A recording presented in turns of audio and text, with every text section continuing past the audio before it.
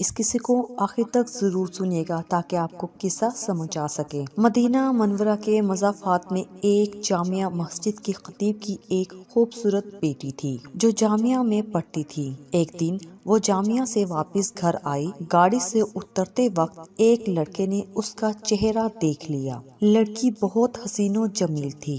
لڑکے کو پسند آئی۔ اس نے پتہ کیا، لڑکی خطیب صاحب کی بیٹی تھی۔ لڑکے نے اسی دن سے صف اول میں نماز پڑھنے کا اہتمام شروع کیا۔ اذان سنتے ہی وہ مسجد کے دروازے پر پہنچ جاتا۔ نماز تک تلاوت قرآن میں مشغول رہتا تھا۔ 6-7 مہینے تک وہ اسی معمولات کا پابند رہا۔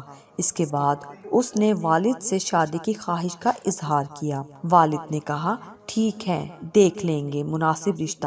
اس نے کہا کہ لڑکی میں نے دیکھ لی ہے۔ والد کے پوچھنے پر اس نے خطیب صاحب کی بیٹی کے بارے میں بتایا تو اس نے کہا یہ تو بہت اچھی بات ہے، امام صاحب سے ملتے ہیں۔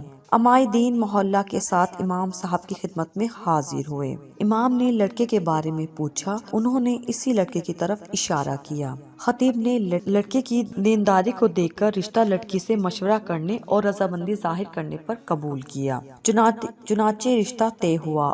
6-7 ماہ بعد شادی ہوئی۔ شادی کے کچھ عرصہ بعد لڑکے نے نماز پڑھنے میں سستی شروع کی۔ 1-2 ماہ بعد لڑکے نے داڑھی کاٹ دی۔ گھر آنے پر لڑکی نے سخت ناراضگی کا اظہار کیا کہ اس نے کہا کہ یہ نمازیں تو میں تمہیں حاصل کرنے کے لیے پڑھ رہا تھا، اب مقصد حاصل ہو چکا ہے، اب کیا ضرورت۔ لڑکی یہ سن کر بہت افسردہ خاطر ہوئی اور جا کر والد صاحب سے کہا کہ اس بے دین کے ساتھ ایک دن نہیں رہنا چاہتی۔ یہ معاملہ محکمہ عدالت تک پہنچ گیا۔ قاضی نے دونوں میں تفریق کا فیصلہ کیا۔ لڑکا بہت پریشان ہوا۔ اس نے بہت کوشش کی لیکن لڑکی کو دوبارہ نہ پا سکا۔ لڑکے نے ایک جادوگر سے مدد حاصل کرنے کا فیصلہ کیا۔ جادوگر نے بڑے رقم ادا کرنے کا مطالبہ کیا۔ لڑکے نے سارے پیسے پیشگی ادا کیے کہ کچھ دن گزرنے کے بعد جادوگر نے مزید پیسوں کا مطالبہ کیا۔ لڑکے نے فی الفور وہ بھی ادا کیے اور کہا کہ کام ہو جانا چاہیے، پیسوں کی فکر نہ کرے۔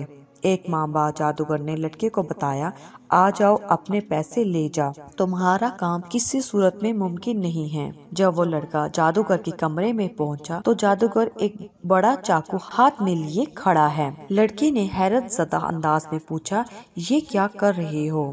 جادوگر نے کہا مجھے قتل کر دو۔ لڑکے نے کہا میں یہ نہیں کر سکتا، لہٰذا میرے پیسے دے دو۔ اس نے پیسے دے دیے۔ لڑکا پیسے لے کر بھاگنے لگا۔ اسی اثنا پولیس والے نے لڑکے کو پریشان حالت میں بھاگتے ہوئے دیکھ کر گرفتار کر لیا۔ پیسے ضبط کر لیے۔ لڑکے کے توسط سے پولیس جادوگر تک پہنچ گئے۔ جادوگر نے پولیس کو کہا مار ڈالو، میں مرنے والا ہوں، مجھے وہ نہیں چھوڑیں گے۔ پولیس نے دونوں کو قاضی کے پاس لے گئے۔ قاضی کو جادوگر نے پوری کہانی سنائی کہ ہم جادو کا عمل کرتے ہیں اور کامیاب ہو جاتے ہیں، لیکن اس لڑکی پر جب میں نے یہ عمل کیا اور شیطانوں سے مدد حاصل کرنے کی کوشش کی تو اس گھر کے حفاظت پر فرشتے مامور تھے۔ پھر میں نے دوسرا عمل کیا، تب بھی فرشتے مامور تھے، لیکن پہلے سے تعداد میں زیادہ۔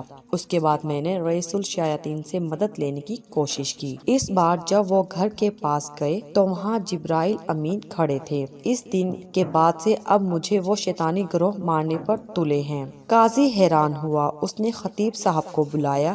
جب امام صاحب تشریف لائے تو انہوں نے پوچھا کیا عمل کرتے ہو کہ فرشتے آپ کے گھر کی حفاظت پر مامور ہیں؟ اس نے پوچھا کیوں کیا ہوا، کیونکہ اس کو پتہ بھی نہیں تھا کہ یہاں کیا چل رہا ہے۔ جب انہوں نے امام صاحب کو پوری کہانی سنائی تو خطیب صاحب نے کہا کہ ہمارے گھر میں صبح روزانہ سورۃ بقرہ کی تلاوت ہوتی ہے اور جس گھر میں سورۃ بقرہ کی تلاوت ہوتی ہے اس پر جنات اور شیاطین اثر نہیں کرتے۔ نیک خاندان کی حفاظت اللہ تعالیٰ کے لیے اللہ ایسا انتظام کرتا ہے۔ ہمارے اس ویڈیو کو لائک کیجیے، شیئر کیجیے اور ہمارے اس چینل کو ضرور سبسکرائب کیجیے۔ شکریہ۔